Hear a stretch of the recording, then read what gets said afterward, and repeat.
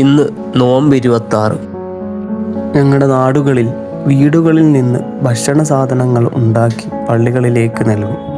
നമ്മളിൽ നിന്ന് മൺമറഞ്ഞു പോയ പൂർവികന്മാരുടെ പരലോക ജീവിതത്തിൽ സന്തോഷത്തിനും നന്മയ്ക്കും വേണ്ടിയാണ്.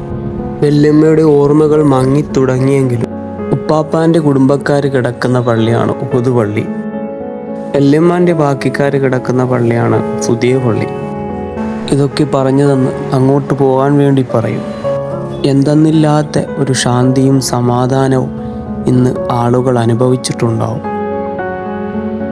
മാത്തപള്ളി, എൻ്റെ വാപ്പാൻ്റെ കവറുള്ളത് ഇവിടെയാണ്.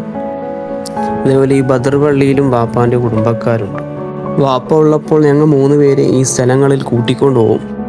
ഉമ്മാൻ്റെ ഉപ്പാൻ്റെ കവറ് ഞങ്ങളുടെ അടുത്തുള്ള തക്വാ പള്ളിയിലാണ്. നമ്മൾ ഇന്നേ വരെയും കണ്ടിട്ടില്ലാത്ത ആളുകളുടെ നന്മയ്ക്ക് വേണ്ടി നമ്മൾ ഇങ്ങനെയൊക്കെ ചെയ്യുമ്പോൾ സഹജീവികളോടുള്ള സ്നേഹവും കരുതലും ഉണ്ടാവും. പല വീടുകളിൽ നിന്ന് കൊണ്ടുവരുന്ന ഭക്ഷണ സാധനങ്ങൾ ഒരുമിച്ച് കൂട്ടി പലരും പല വീടുകളിലേക്ക് കൊണ്ടുപോകുമ്പോൾ കിട്ടാത്ത ഒരുപാട് ആളുകൾ ഉണ്ടാവും. അവർക്ക് കൂടി ഒരു സന്തോഷമായിരിക്കും. അറിവില്ലായ്മ കൊണ്ട് മനസ്സിൽ ദേഷ്യവും വെറുപ്പും വെച്ചുകൊണ്ടിരിക്കുന്ന ഒരുപാട് ആളുകൾ ഉണ്ടാവും. നമ്മുടെ ജീവിതത്തിൽ അടുത്ത നിമിഷം എന്താണ് സംഭവിക്കുക എന്ന് ഒരാൾക്കും പറയാൻ പറ്റില്ല.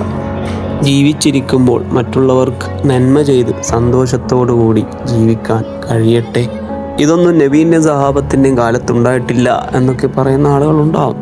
ഇതുകൊണ്ട് പ്രത്യേകിച്ച് സമൂഹത്തിനൊരു ദോഷമില്ലല്ലോ. നന്മയില്ലാണ്ട് ഒരു കാര്യത്തിൽ ദോഷമില്ലല്ലോ. ഇതൊക്കെ ഇല്ലെങ്കിൽ കുട്ടികൾ ഇപ്പോഴും റീൽസും തോണ്ടിക്കൊണ്ടിരിക്കേണ്ടി വരും. അതാ നല്ലത്.